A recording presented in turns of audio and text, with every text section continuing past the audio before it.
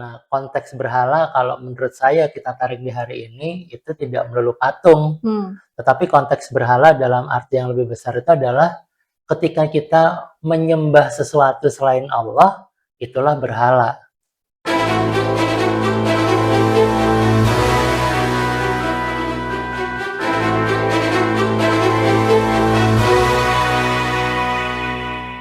Ketemu lagi dengan saya di Cerita MW. Kali ini saya ditemani oleh Kak Nanda. Yeay. Assalamualaikum Kak. Waalaikumsalam Mas Wid. Kita tadi dari salah satu program terbarunya Titik Terang bagi-bagi cerita. Nah, kita pulang sekalian mampir. Mungkin ada yang bisa kita ceritakan ke teman-teman yang ada di rumah. Ada apa nih Kak Nanda yang bisa di-share? Kegusaran yang mungkin teman-teman semua juga rasain ya.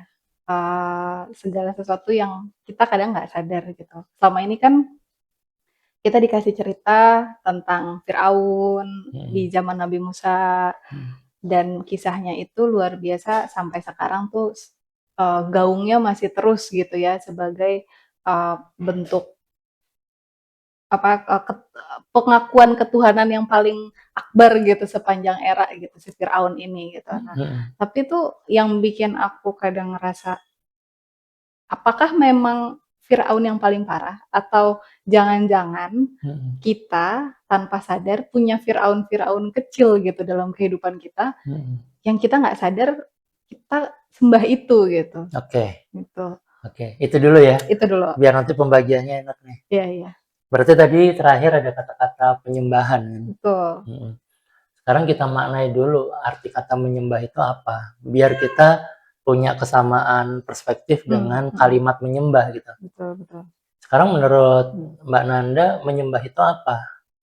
Menyembah itu mengikuti secara utuh terhadap sesuatu yang mungkin bisa paling ditakuti, paling disayangi, dan lain sebagainya. Pokoknya segala sesuatu yang emang udah kita submisif gitu. Oke. Menurut. Berarti intinya menyembah itu adalah ketika sesuatu itu kita ikuti perintah dan larangannya ya. Maka di titik itu sebenarnya kita menyembah. Betul. Sepakat ya? Sepakat. Nah, maka ketika ada kata-kata menyembah diikuti dengan kalimat Tuhan. Menyembah Tuhan kan. Berarti apa? Sesuatu bisa menjadi Tuhan kalau disembah dulu. Ya, that's true sih. Benar sih. Iya kan? Iya, benar. Iya dong. Iya, nah, ketika disembah, dia menjadi Tuhan. Artinya ketika dia udah menjadi Tuhan, segala pikiran kita tuh dipenuhi sama dia nih. Iya. Oke. Benar. Nah, sekarang kita bisa tahu dong artinya kenapa pada era Nabi yang namanya berhala itu dihancurkan. Iya. Nah, konteks berhala kalau menurut saya kita tarik di hari ini itu tidak melulu patung. Tetapi konteks berhala dalam arti yang lebih besar itu adalah ketika kita menyembah sesuatu selain Allah, itulah berhala. Iya, dan itu bentuknya bisa macam-macam ya. Bisa macam-macam. Bisa uang, harta, benda, makhluk gaib, pemimpin, bahkan pemimpin yang zolim seperti Firaun pun dituhankan pada saat itu karena penuh ketakutan. Oh iya, benar juga. Iya. Nah, oleh sebab itu, maka segala sesuatu yang menjadi skala prioritas kita, yang memenuhi pikiran kita, itulah Tuhan kita. Nah, artinya, artinya, apakah kita sudah dipenuhi dengan Allah selama ini?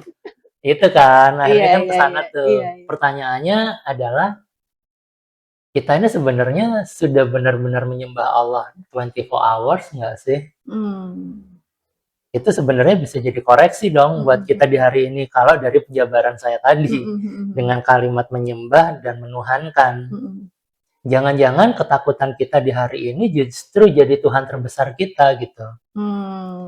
Sementara Allah di sini hanya menjadi Tuhan secara ritual. Iya. Karena apa? Karena dia tidak memenuhi isi kepala kita. Even dia nggak mendominasi kita. Kalau dia mendominasi kita pasti akan lebih takut untuk tidak menjalankan perintahnya.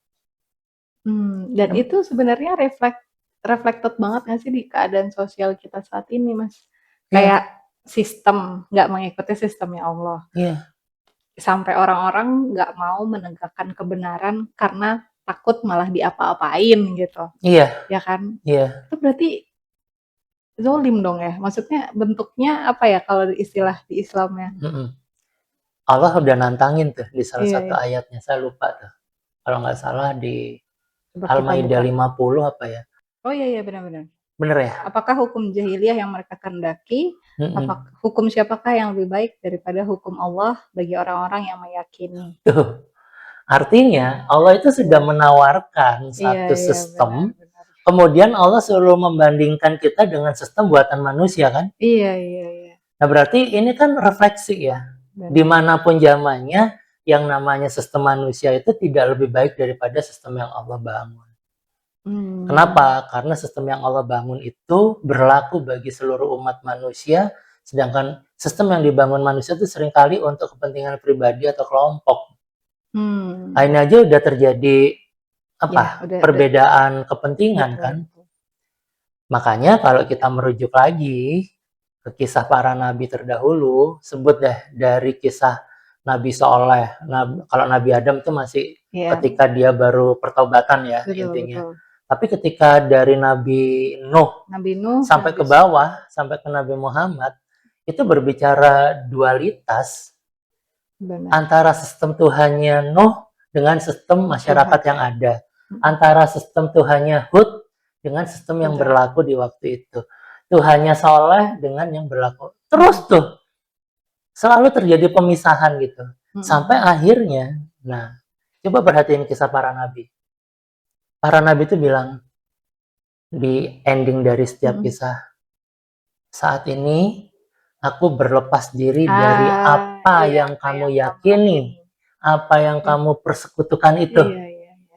Berarti ada sifat yang Kayak bikin terbentuk. boundaries gitu nggak sih? Iya, Kayak udah nih, udah ya, udah dikasih iya, tahu ya, iya, udah ya nggak ikutan ya, gitu. iya. Artinya apa? Oh, Baroah tuh. baroah. Memisahkan diri dari apa yang sudah kamu ketahui bahwa itu batil.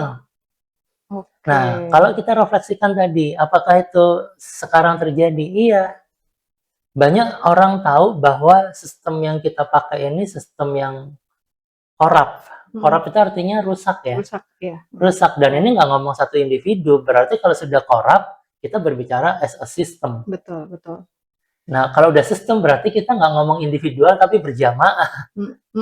Ya kan? Berarti ini dilakukan oleh banyak orang. Benar, benar. Ini sesederhana pemakluman terhadap KKN ya, korupsi kolusi nepotisme, sesederhana kayak oh ya ini entertainment fee gitu. Ah, iya, istilah-istilah kayak gitu. Iya, kadang-kadang dibalut dengan istilah yang uang koordinasi, sekarang iya uang koordinasi, uang entertainment lelah, fee gitu kan. kayak gitu-gitu. Uang traktiran gitu. Kadang hampers kan kalau tidak ada niat lain, mungkin ya sebagai hadiah bisa. Tapi kalau ada niat terselubung, itu kan hadiah dan uang panas ya nggak sih? Iya, iya. Wah, iya nah, sih. itu yang memang di hari ini kita susah mengikis dengan mengatasnamakan ini cuma hadiah biasa. Ya wajar lah saya kerja dapat uang terima kasih. Padahal harus diingat ya, kerja kita aja udah dibayar. Iya, benar. Kayak gitu. Nah, mungkin juga kalau di saya ketakutan yang waktu itu adalah menghentikan menyuap. Karena menyuap itu yang disuap dan yang menerima suap itu sama. Iya. Benar. Nah, artinya apa? Ketika kita sudah memilih jalan Allah, memang harus ada sesuatu yang kita korbankan untuk bisa menerima aturannya Allah itu buat diri kita kan. Dan ternyata kan nggak segampang yang itu. Orang kira ya. Aku udah menerima Allah kok sebagai Tuhan, yakin.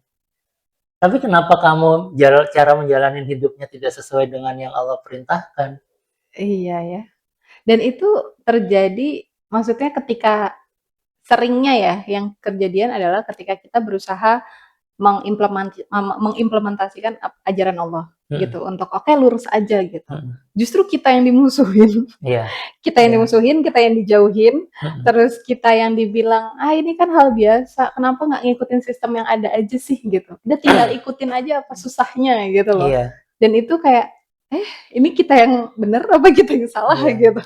Karena kita terbiasa membuat kebiasaan menjadi suatu kebenaran. Iya. Membiasakan yang salah jadi kebenaran. Iya, artinya kalau sesuatu yang salah itu dilakukan berulang-ulang, pikiran kita tidak bisa melihat itu sebagai suatu kesalahan kan.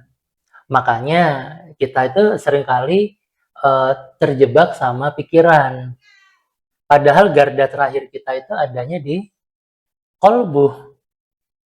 Iya, kolbu. Iya kan, kalau pikiran kita bilang iya sih semua orang melakukan itu, tapi kan ini salah ya. Itu jadi moral kompas terbesar ya, Kolbu, iya. Yang kayak kalau semakin kita menormalisasi ketidakbenaran, dia makin tebel ya. Yang Rasulullah bilang mati hatinya itu ya. Kalau saya bilang manusia di hari ini sibuk mematikan alarm dirinya. Iya. Contohnya, Mbak menerima Suap nih. Suap ya. Awal Mbak excited, ada perasaan bercampur aduk, mau menolak, tapi Mbak punya keinginan yang kalau menerima suap itu keinginannya Mbak bisa terkabul kan. Nah, kemudian rasa deg-degan ada, rasa was-was ada, keringet dingin ada, karena Mbak tahu ini bukan suatu perbuatan yang benar gitu.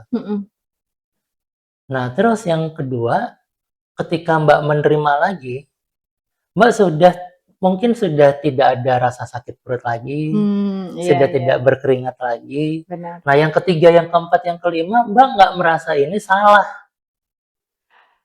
Artinya alarm dalam diri Mbak udah Mbak bunuh pelan-pelan, dimatiin, padahal itu langsung dari Allah. Karena fitrahnya kita tuh nggak gitu ya. Kita fitrahnya nggak gitu. Fitrahnya tuh kita sadar kalau itu salah. Iya. Fitrahnya kita tahu kalau ini tuh melanggar. Pasti ada sesuatu dalam diri yang kayaknya enggak gitu. Iya. Tapi kan atas nama pikiran seringkali kita membuat pembenaran-pembenaran baru. Untuk membungkus agar keinginan-keinginan kita bisa mewujud. Kayak gitu. Al-Jasiyah, Quran surat 45 ayat 23. Itu maka pernahkah kamu melihat orang yang menjadikan hawa nafsunya sebagai Tuhannya. Dan Allah membiarkannya sesat dengan sepengetahuannya. Dan Allah telah mengunci pendengaran dan hatinya serta meletakkan tutup atas penglihatannya. Ya Allah, serem banget ya. Maka siapakah yang mampu memberinya petunjuk setelah Allah membiarkannya sesat? Mengapa kamu tidak mengambil pelajaran? Iya. Ini pernah kita bahas jauh pernah. Iya benar. Iya kan? Iya. Artinya apa? Allah melarang menjadikan hawa nafsu sebagai Tuhan. Konteks ya. Tuhan betul. Tadi kan sesuatu yang memenuhi akhirnya jadi pikiran. bukan subjek ya. Bukan. Tapi jadi suatu konteks yang ternyata bisa diganti sama apapun yang ternyata lebih ditakuti atau lebih dicintai dan lebih segalanya daripada kecintaan dan ketakwaan kita sama Allah gitu. Iya. Dan ayat itu terang benderang. Benar. Terus ketika kamu sudah sampai di titik itu, tapi kamu tahu kebenarannya, tapi kamu nggak mau kembali, gimana? Gitu kan? Iya benar. Berarti apa? Ayat ini secara implisit ingin memberitahu kepada kita, sesungguhnya kebanyakan manusia tuh tahu kok kalau dia itu sebenarnya salah. Iya. Cuma mereka memilih untuk itu. Makanya saya bilang di dalam Islam atau di dalam ayat-ayatnya Allah itu semuanya cahaya, itu semuanya petunjuk. Di sana nggak ada yang namanya kegelapan. Artinya apa? Ketika manusianya berbuat gelap, itu adalah konsekuensi ketika dia memilih tidak menggunakan Al-Qur'annya sebagai petunjuk. Berarti kegelapan itu di-create secara sadar sebagai bentuk alternatif karena tidak mau menggunakan petunjuknya Allah ini untuk kehidupannya. Tadi yang sama membiarkan diri untuk menerima suap atau apa secara terus-menerus, mematikan cahaya sebenarnya itu. Iya, sehingga ketika kegelapan timbul, dia nggak merasa gelap. Itu yang ngeri kan? Nggak sadar kalau salah, nggak sadar kalau sesat gitu. Iya, itu yang paling membahayakan kan. Makanya disebut tersesat. Orang yang tersesat itu kan dia nggak sadar kalau dirinya sudah jauh dari Tuhan. Itu sebenarnya yang paling berarti itu beragama, menerima secara kafah ya, secara utuh larangan aturan dari Allah gitu. Dan itu pun harus penuh dengan kesadaran. Iya, Berarti dasar utama segala sesuatu dalam hidup ini ya, mau itu ketakutan, mau itu kecintaan, beragama, ataupun bekerja, bermasyarakat, itu juga sumbernya dari kesadaran diri ya. iya. Atau kita sebenarnya tahu loh apa yang kita lakuin. Iya. Tahu nggak sih kalau misalnya di dalam Al-Quran kan dibilang tidak ada paksaan dalam memeluk agama Islam Iya, kan. iya, la ikraha fiddin. Nah, artinya kalau tidak ada paksaan kan berarti dia sadar ikutnya. Benar. Kalau ada Benar. paksaan berarti dia tidak sadar. Kenapa tidak sadar? Karena ada kepentingan. Misalnya untuk menikah, misalnya untuk apa atau apa. Intinya bukan karena Allah kan. Nah, berarti kan ada paksaan di situ. Nah, ketika ngomong tidak ada paksaan, aku ikut dengan kesadaran penuh bahwasanya Islam itu ya rukun iman, ya rukun Islam. Jadi nggak dilebihin, nggak Iya, dikurangin. Ya. bahwa aku percaya Allah, malaikat ini. Aku percaya setelah syahadat masih ada fase yang namanya sholat, puasa, zakat, haji. Nah, itu semua kemana? Iya, iya, iya. Tapi kalau pemerintah atau atasan suatu sistem yang sudah sifatnya tuh sewenang-wenang gitu ya, Mas, melampaui batas, merasa memiliki sistem paling hebat, merasa oh kalau nggak ada dia masyarakatnya kayak mati atau nggak bisa bertahan hidup, atau dia merasa oh kalau masyarakatnya nggak ikut, atau kalau misalnya mungkin di kantor gitu ya, atau di komunitas organisasi merasa memiliki posisi paling tinggi atau strategis sehingga bisa menentukan nasib anggota dan yang lainnya. Itu kalau di Islam sebutannya apa, Mas? Kalau ada pemimpin seperti itu, langkah pertama satu sih Mbak, tabayun. Tabayun dulu. Diajak ngomong. Iya. Tabayun. Islam itu tetap ingin mengupayakan pencegahan. Kalau memang ini bisa tidak terus, kenapa harus terus kan? Kalau terjadi kezaliman, kalau bisa kita redam, kenapa nggak kita redam? Banyak lah Mbak, kalau kita lihat kisah Nabi Ibrahim berdialog dengan ayahnya, tidak melakukan konfrontasi kan, tapi dialog kan? Iya, dialog yang sangat ya beradab, ayahku, gitu kan? Lemah lembut lagi. Iya. Nah, artinya apa? Semua dimulai dari tabayun, dari menasehati dengan lemah lembut. Kamu salahnya di sini, kayak gitu. Bahkan tidak menyinggung kekurangan lawan bicara. Tapi memberitahu kan bahwa ini loh kebenarannya itu seperti ini, kayak gitu. Nah, setelah memang tabayun nggak bisa dilakukan, maka kita tidak wajib tunduk kepada yang bersangkutan. Contoh ya, Nabi Ibrahim itu tetap tabayun, tetap ada adab, tetap menyayangi orang tuanya, tapi dia tidak wajib tunduk ketika orang tuanya menyuruh dia untuk menyembah berhala kan. Nah, gimana kalau konteksnya misalnya di kantor nih gitu kan. Sistem yang ada di kantor misalnya, karena pasti kan pendengar banyak yang kerja kantoran dan segala macam ya, atau sesederhana organisasi di RT RW gitu kan. Kalau misalnya pemangku jabatannya itu berlaku sewenang-wenang, istilahnya tuh kan apa ya Mas, togut ya. Togut itu artinya melampaui batas gitu. Nah, kadang kan kita mau ngasih tahu, mau tabayun aja takut gitu. Karena nanti diterima atau enggak, atau malah nanti kita yang celaka gitu. Apakah bisa diem aja? Oke. Para nabi itu punya ketakutan yang sama loh ketika berdakwah. Tapi suara para nabi itu kan sebenarnya itu implisit suara kebenaran ya. Iya, iya. Dan di setiap nabi suara kebenaran itu pasti mau dilenyapkan. Oh betul. Nah, artinya apa? Kebenaran itu tidak boleh mati. Tidak boleh berhenti untuk disuarakan. Walaupun tertolak, minimal sudah diusahakan. Kita sudah menjadi bagian yang mengupayakan menyuarakan kebenaran itu. Sehingga ada tanggung jawab secara moral kepada Allah bahwa kita adalah bagian dari orang-orang yang ikut menyuarakan kebenaran. Nah, ketika mulai nggak nyaman di suatu organisasi itu gitu kan, akhirnya kan mau nggak mau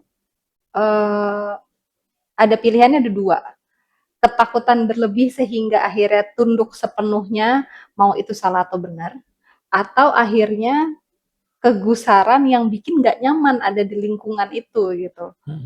Nah itu aku jadi kepikirannya adalah kalau misalnya tadi Masud bilang menyembah artinya menerima secara utuh, baik itu aturan, ketakutan, dan segala macam gitu ya. Berarti ketika kita melawan togut ya, melawan kesewenang-wenangan, melawan yang serba berlebihan dan merugikan, itu sebenarnya akar mula dari tauhid itu sendiri dong Mas.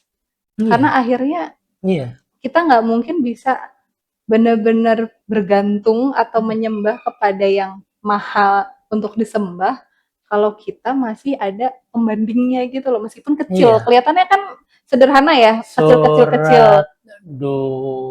Surat 265 kalau nggak salah atau 256 ya. Coba Al-Baqarah ya? Ya, surat 256 dulu deh coba. Bener nggak saya? Oh, la ikraha fid din, Coba tidak bahasa ada Indonesia coba. paksaan, tapi ada ya, tidak ada paksaan dalam menganut enggak. agama Islam. Sesungguhnya telah jelas perbedaan antara jalan yang benar dan jalan yang sesat. Barang siapa ingkar kepada tauhid dan beriman kepada Allah, maka sungguh ia telah berpegang teguh pada tali yang sangat kuat yang tidak akan putus. Ya. Allah Maha mendengar dan Maha mengetahui. Berarti kalau di situ telah jelas jalan yang benar dan jalan yang sesat. 242 coba. Surat Al-Baqarah ayat 42. Oke. Dan janganlah kamu campur adukan kebenaran dan kebatilan. Janganlah kamu campur adukan kebenaran dengan kebatilan, dan janganlah kamu sembunyikan kebenaran, sedangkan kamu mengetahuinya. Tuh. Aduh. Lebih nancep ya. Aduh, nancep. Wah, tidak. Aku ditampar. Artinya ayat itu bilang, kalau kamu sudah tahu ada kebatilan di sana, kamu sudah berusaha tabayun nggak bisa, kamu utarakan kebenarannya seperti apa. Ketika itu tidak bisa merubah keadaan, minimal kamu jangan di situ. Jangan dicampur kan ini bahasanya. Iya. Iya, apalagi udah tahu akar masalahnya seperti apa, artinya jangan tutup mata. Dan itu menahan air mata. Berlaku nggak cuma di pekerjaan, tapi kehidupan sehari-hari, bahkan berumah tangga, berkeluarga, berkawan. Nggak boleh dicampur adukan.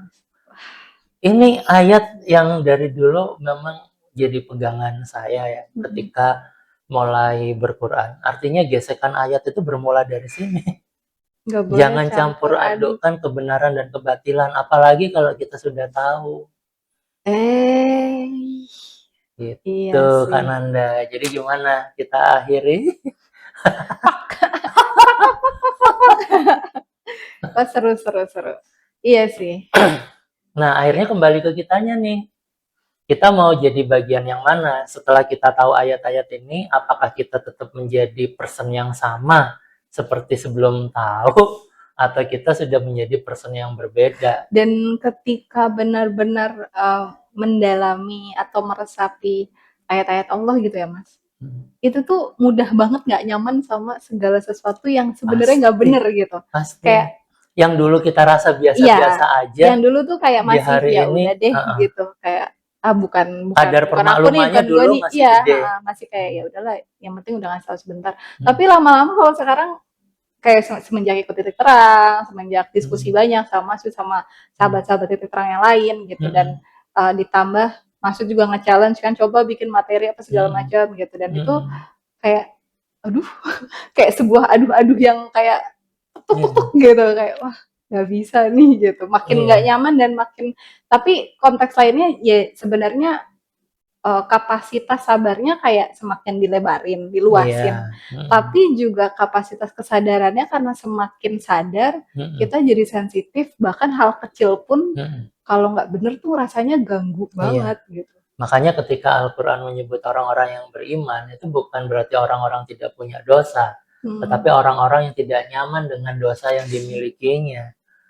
Itu sih Ah, sebenarnya. itu sih. Mm-mm. Dan orang beriman yang Allah terima ya nanti mungkin ya di surga akhirnya Allah gitu ya, di keridoannya Allah, ridho sama manusia-manusia hamba-hambanya ya, bukan yang nggak ada dosa sama sekali ya Mas, Bukan, tapi karena nggak orang yang mungkin. meskipun sudah Mm-mm. berdosa dia berusaha kembali, Iya, meskipun dia udah mulai nggak nyaman sama dosanya tapi terus berusaha kembali meskipun mm-mm. terjegal berkali-kali. Iya, iya. Iya, Masya Nah, yang Allah. membedakan kan adalah ketika kita nyaman atau tidak dengan dosa yang kita miliki tadi kan, Mm-mm, mm-mm. kayak gitu. Nah, sekarang Ah, akhirnya keputusan ada di tangan Mbak Nanda sendiri. dan juga para hadirin, para Bagaimana sahabat menyikapi ya. apa namanya realita hidup dari hari ke hari. Iya. Semakin banyak ayat yang dibuka, pasti timbul ketidaknyamanan.